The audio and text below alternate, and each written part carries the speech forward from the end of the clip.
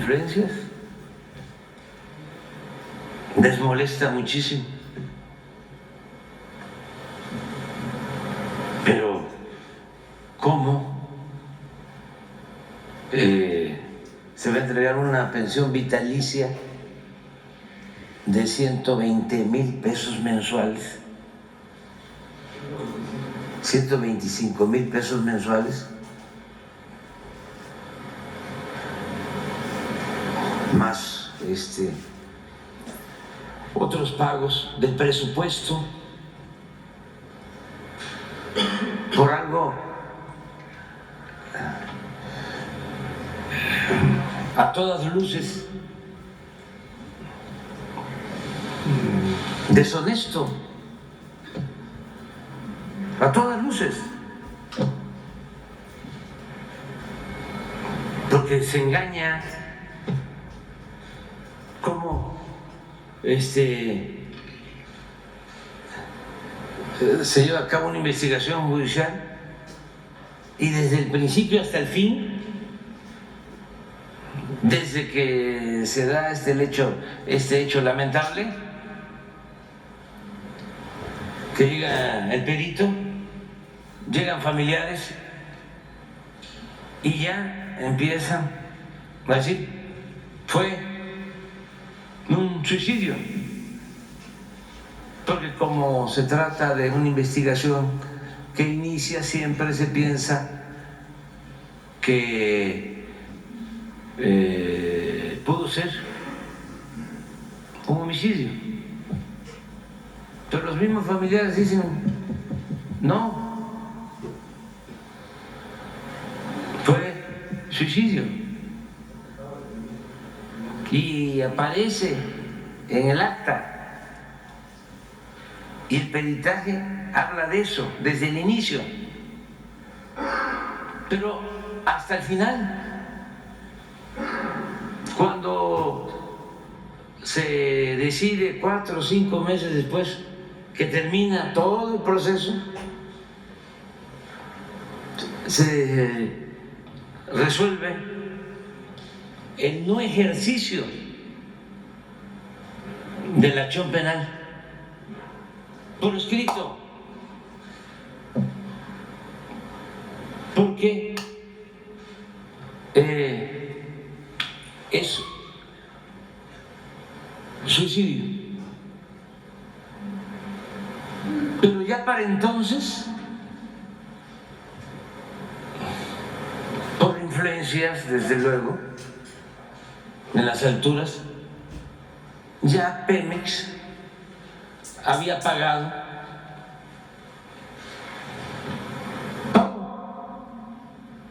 como si se tratara de un accidente.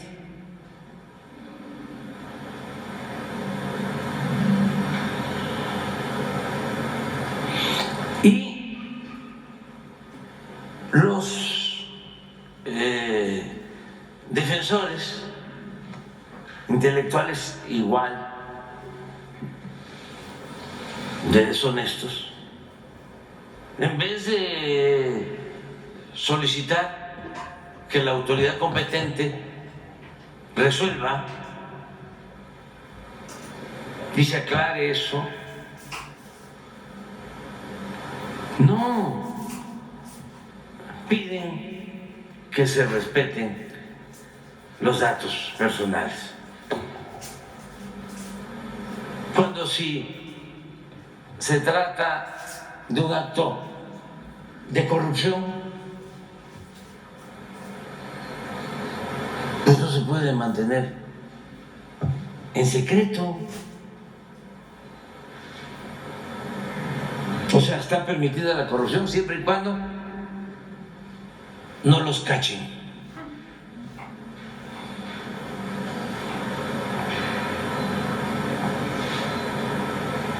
Si los cachan, se comete el delito de dar a conocer datos personales. ¿Y cómo terminamos nosotros como autoridad? Sabiendo de un acto de corrupción. cómplices, como encubridores. Todo ciudadano que sabe de un acto de corrupción tiene el deber de denunciarlo, para no ser encubridor, para no ser cómplice. Y así tenemos que actuar para que entre todos no regrese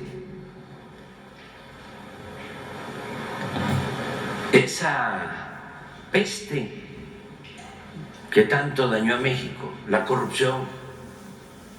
Y lo tenemos que hacer entre todos, no con la hipocresía, no con el cinismo, sino de verdad, con transparencia, que es una regla de oro de la democracia. Eso es interesante que se siga ventilando, y otras cosas. Cero corrupción, cero impunidad, y nada de que a mí sí me corresponde y a los demás no. ¿Cómo le van a dar pensión a los adultos mayores? Pónganlos a trabajar. Eso fue lo que dijo Fox cuando iniciamos, en el tiempo que fui jefe de gobierno, lo del apoyo a los adultos mayores. Y yo no digo mentiras. Esa fue su reacción. Pero tampoco es algo extraño. Así piensan los conservadores. Y no son pocos, son millones.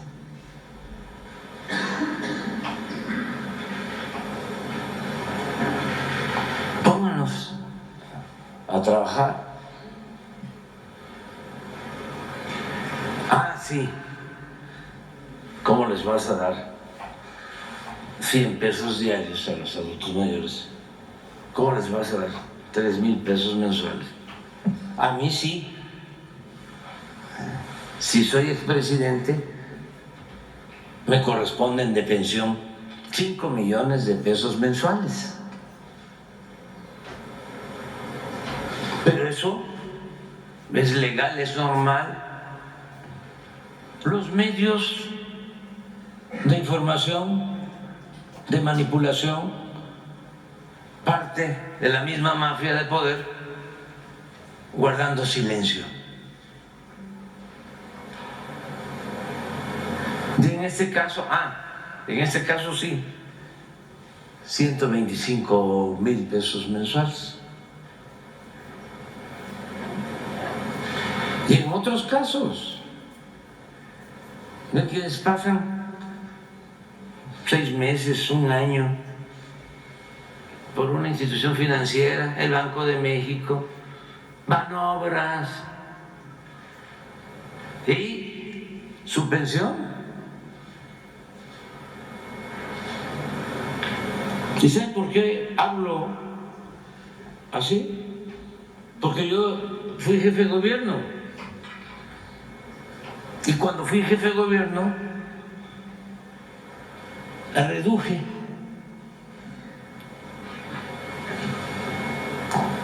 sueldos de los altos funcionarios públicos. Yo ganaba la mitad de lo que ganaba el anterior jefe de gobierno. Pero no solo eso, ganaba yo el equivalente a lo que ganaba un director de área del gobierno federal. En aquel entonces 70,000 pesos. Pero no había seguro médico especial, se quitó. No había caja de ahorro. Durante todo el tiempo que fui jefe de gobierno, no se compró un vehículo nuevo.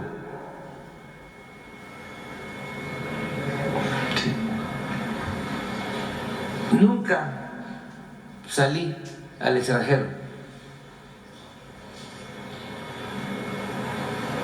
Entonces, por eso, pero eso que les estoy contando tiene 24 años.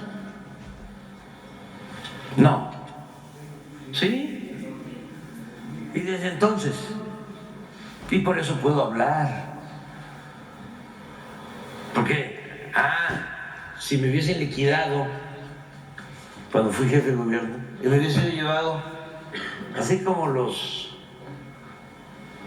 de la Suprema Corte, ¿no? Los de enfrente, mi fondo de ahorro. ¿Tú qué hablas?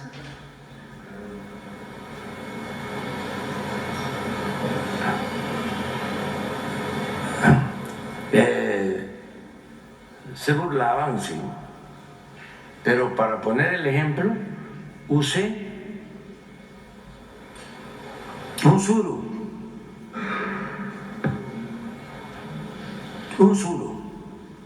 así como ahora el Jetta, que vienen los de gobiernos extranjeros y ven el Jetta ahí y les llama mucho la atención. Y cuando me entrevisté con el presidente Trump una de las veces en Washington, le llamó mucho la atención porque fuimos en avión comercial, hicimos escala, no fuimos directo porque no había vuelo directo a Washington, y en avión comercial. ¿Cómo? Entonces alcancé a decirle, oiga, si gana, porque venían las elecciones, ahí hay un avión que estamos vendiendo,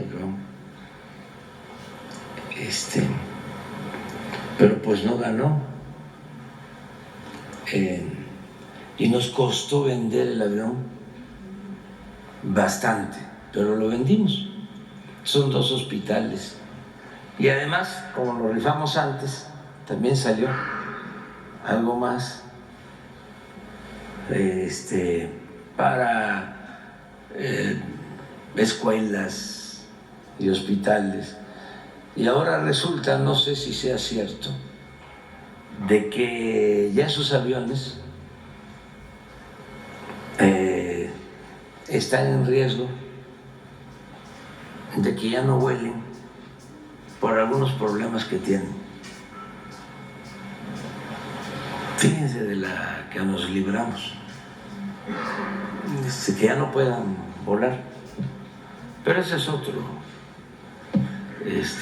asunto. Ya te quité mucho tiempo. Bueno. Con su permiso, señor presidente, buenos días a todas, a todos. Esta es la sección ¿Quiénes quieren las mentiras de la semana? Hoy es 8 de mayo del año 2024 y de acuerdo a la introducción que hizo el presidente hace un momento, vamos a hablar de este tema, de cómo los que se sentían dueños de México se escandalizan cuando se revelan ejemplos de corrupción y tráfico de influencias. Muchos casos de corrupción alcanzan a una celebridad, tanto que marcan épocas en las que surgen. Pero cuando un caso de corrupción alcanza a quien se presenta como paladín anticorrupción, se vuelve un escándalo mayor.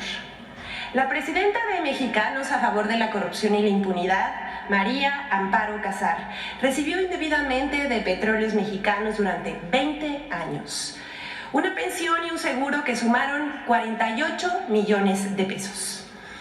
En octubre de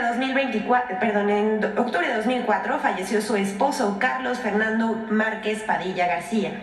Se quitó la vida en las instalaciones de Pemex. Aunque el dictamen pericial concluyó que se privó de manera voluntaria de la vida, en Pemex actuaron en ese tiempo como si se tratara de un accidente y establecieron una pensión de 125,000 pesos mensuales para Amparo Casar. Debido a una denuncia, Pemex revisó el caso de Márquez Padilla y la pensión de Amparo Casar. En febrero de 2024 se le suspendieron los pagos por prestaciones y se realizaron las denuncias contra quienes participaron en las instancias correspondientes. Estos son los hechos.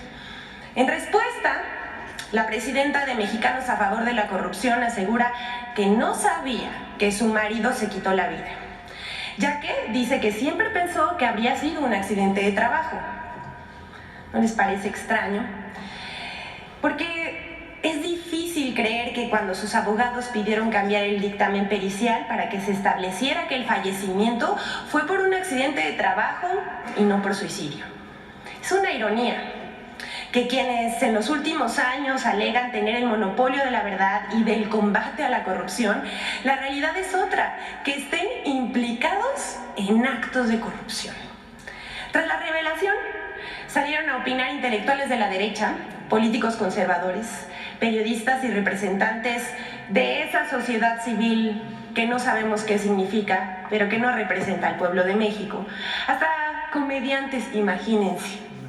Se escandalizaron por la difusión de datos personales y atacaron al presidente de la República. Hay que decir, muchas de esas aseveraciones fueron mentiras, ofensas y ataques sin fundamento. Pero, ¿qué creen?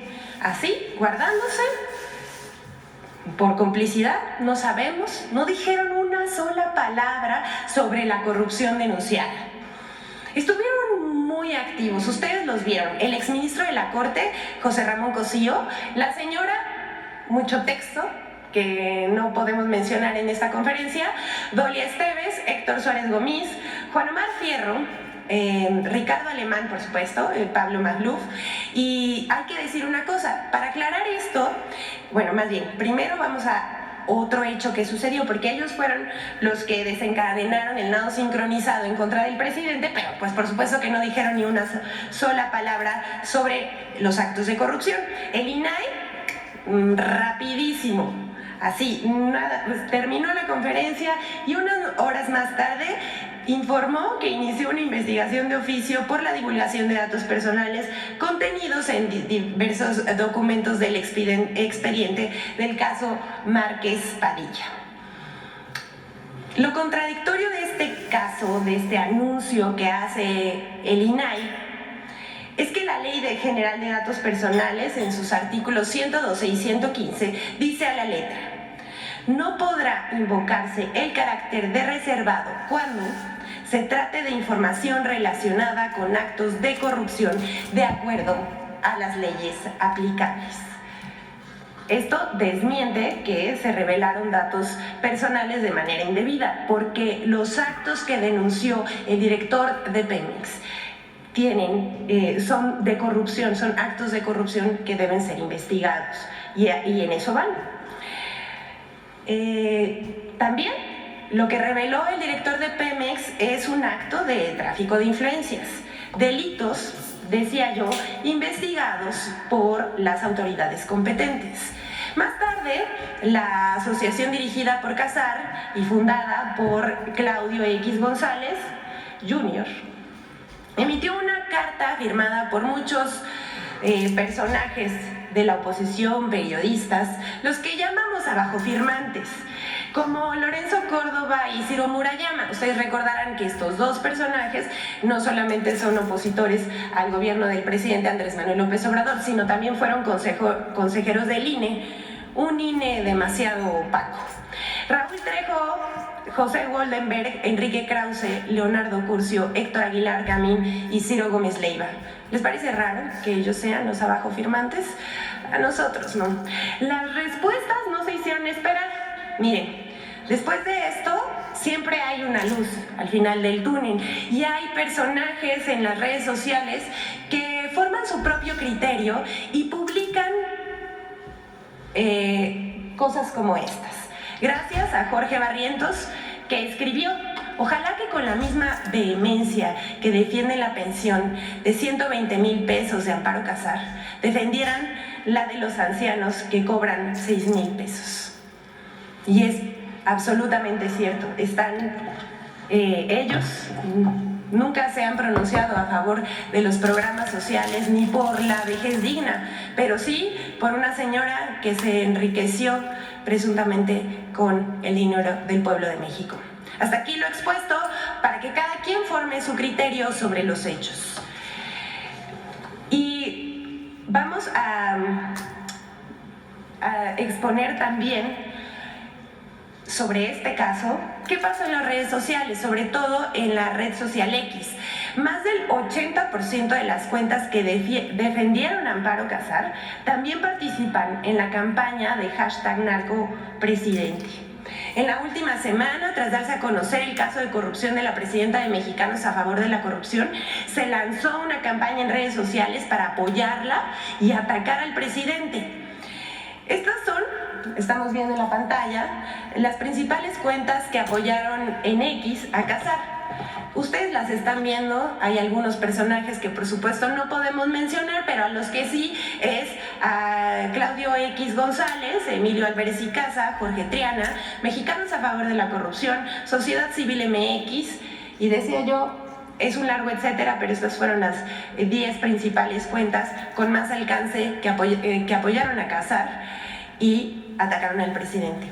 Lo más interesante de esto es que 8 de cada 10 cuentas que defendieron a Amparo Casar en redes también impulsaron la etiqueta de narcopresidente en las últimas semanas. Aquí vamos a ver la gráfica.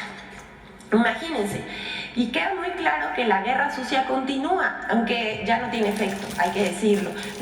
Aquí están, la próxima por favor, están todos los hashtags que han promovido.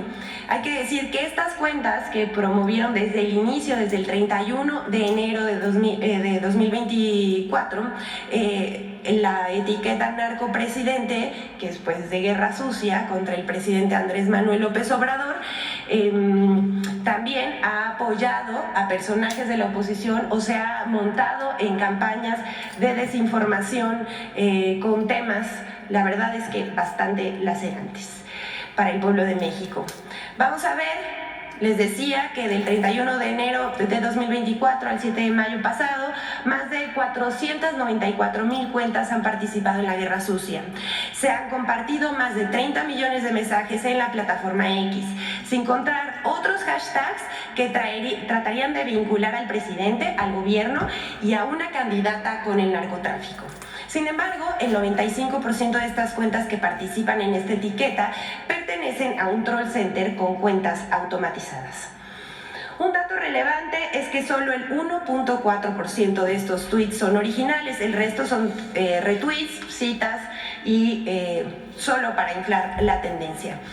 Hemos identificado además 10 cuentas que han dado mayor impulso a las tendencias contra el presidente en la red social X en la semana del 29 de abril al 5 de mayo. Entre ellos destacan otra vez Claudio X González Jr., Javier Lozano, José Díaz Machuca, Sergio Negrete, entre otras, que apoyaron también a la presidenta de Mexicanos a favor de la corrupción. Bueno, la campaña La Guerra Sucia continúa en la red social X. Vamos a seguir informando con más hallazgos que veamos. Esta es un pedacito de quienes quieren los bots. Y vamos a terminar esta sección con 2 temas más. El clasismo de algunos personajes permite hablar sobre la discriminación y el racismo que persisten en nuestra sociedad. Las noticias falsas, las estrategias de desinformación manipulan los prejuicios para generar antipatías y odio hacia quienes se descalifica, sea una persona o un grupo social. En nuestro país el clasismo está asociado con el racismo, pero llama la atención cuando sale a relucir sin ningún sentimiento de culpa. O sea, lo expresan como si lo que dijeran no tuviera ninguna consecuencia. Es más, vamos a darles este ejemplo. El 4 de mayo pasado, Chumel Torres fue entrevistado por un youtuber.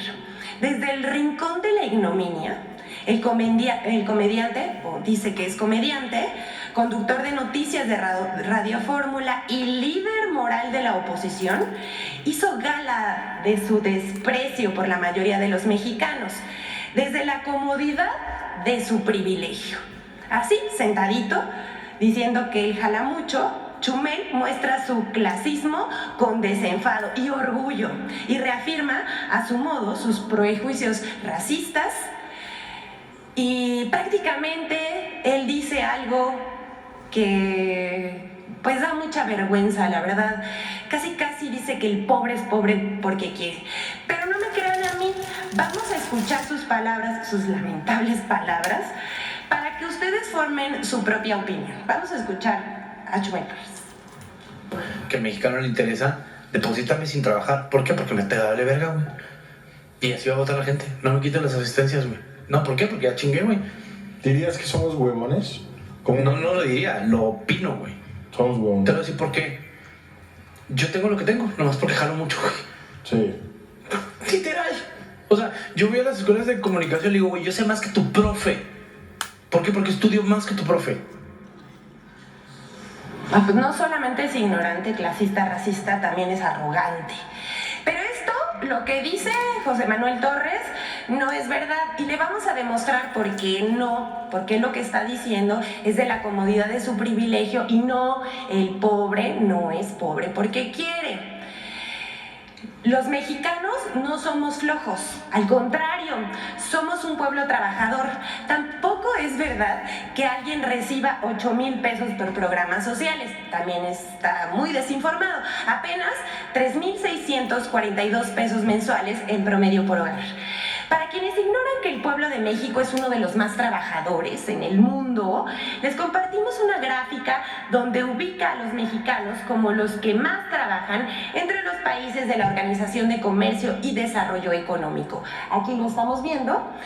De los países de la Organización de Comercio y Desarrollo Económico, los mexicanos son los que más horas trabajamos, un promedio de 2,226 horas anuales. España se encuentra por debajo de la media de la Organización de Comercio con 1,644 horas al año frente a 1,752, que es la media de la organización. Los gobiernos neoliberales usaron los bajos salarios como una ventaja en el comercio internacional y por 36 años castigaron los ingresos de los trabajadores, que perdieron más del 70% de su poder adquisitivo. En esta administración, la administración del presidente Andrés Manuel López Obrador, en acuerdo con patrones y trabajadores, el salario mínimo ha recuperado su poder adquisitivo en 108%. Según el INEGI, en 2022, el principal ingreso de los hogares, aquí, atención a esto, el principal ingreso de los hogares fue el salario de quienes trabajan, el 65.7%, seguido de las transferencias por programas sociales y otros. Esto es el 17.2%. Con o sin programas sociales, los mexicanos trabajan igual. Es más, hoy tenemos el índice de desempleo más bajo en décadas y el menor de la Organización de Comercio y Desarrollo Económico, que es apenas del 2.3%. Lo que hizo el líder moral de la derecha es mostrar su odio, un discurso de odio discriminatorio, clasista, pero también su muy interiorizada aporafobia. Por último, tenemos la colaboración de Infodemia sobre cómo se desarticuló un montaje del supuesto crematorio clandestino en la Ciudad de México por el que medios y oportunistas lucraron con el dolor de las víctimas. Esto más a los medios de comunicación, una vez más, un llamado respetuoso a que sean responsables con sus audiencias y con lo que informan, porque esto, más que beneficiar a las víctimas, como vamos a ver en este momento, las perjudica. Vamos a ver Infodemia. El falso crematorio clandestino de la Ciudad de México, la construcción y el desmantelamiento de un montaje fallido. 1. Desde el 30 de abril, en una extraña sincronización, 807 notas y piezas transmitidas en televisión radio y medios digitales dieron por verídico el hallazgo en la Ciudad de México de un presunto crematorio clandestino de restos humanos, únicamente con la declaración de Cecilia Flores. Alerta de N40, Ceci Flores, Cecilia Flores, fundadora del colectivo Madres Buscadoras de Sonora, en redes sociales informó sobre el hallazgo de restos humanos. La lideresa de las Madres Buscadoras de Sonora, Ceci Flores, reportó el hallazgo de un crematorio clandestino entre las alcaldías Iztapalapa y Tláhuac en la Ciudad de México, en el cual se encontraron restos humanos. La buscadora, la madre buscadora Ceci Flores, quien pues lleva una lucha importantísima en este país, pues buscando a los desaparecidos, anunció en sus redes sociales que encontraron restos humanos en la Ciudad de México. Ceci Flores hoy hizo un nuevo hallazgo, pero no en Sonora, no en Zacatecas, lo hizo en plena Ciudad de México. Después de recibir una denuncia anónima, localizó un crematorio clandestino en la zona de minas ubicada en los límites entre Iztapalapa y Tláhuac. Había ropa de las víctimas, había identificaciones. Las Madres Buscadoras denuncian que encontraron un crematorio clandestino con vestigios de mujeres y niños en la Ciudad de México. Vaya hallazgo macabro de Ceci Flores y las incansables, las imparables Madres Buscadoras no solamente localizaron restos humanos, sino un crematorio clandestino en la Ciudad de México, en los límites entre Tláhuac e Iztapalapa. Estaremos platicando largo y tendido de esta historia de terror y vamos a platicar también con Ceci Flores, la madre buscadora, la activista que es la que destapa este cementerio clandestino. 2. Al día siguiente, la Fiscalía General de Justicia de la Ciudad de México desmanteló el montaje al informar que, de acuerdo con los resultados de los dictámenes antropológicos realizados científicamente, los 14 elementos óseos encontrados en el lugar señalado como de origen son de origen animal, particularmente de la especie canina, y ninguno de ellos corresponde a persona alguna. Además, las personas titulares de las identificaciones halladas en el falso crematorio se encontraron vivas y con buena salud. 3. A pesar del desmentido oficial, continuó el uso político y mediático de la activista Cecilia Flores, mientras que los medios de comunicación minimizaron las voces de otros colectivos de búsqueda de la Ciudad de México, los cuales no fueron informados por Cecilia Flores del presunto hallazgo, y también minimizaron la política de búsqueda en vida de los desaparecidos y no en fosas imaginarias. En medio del delirio necrofílico, el conductor de noticias de N+, Enrique Acevedo, publicó en su cuenta de X un mensaje dedicado a sus colegas. Los medios de información también estamos obligados a rendir cuentas. Ayer, docenas de periodistas difundieron información falsa y editorializaron sobre algo que no habían verificado directamente. Hoy deberían consignar su error y admitir, cuando menos, que se precipitaron al hablar de un crematorio clandestino en Iztapalapa. Infodemia.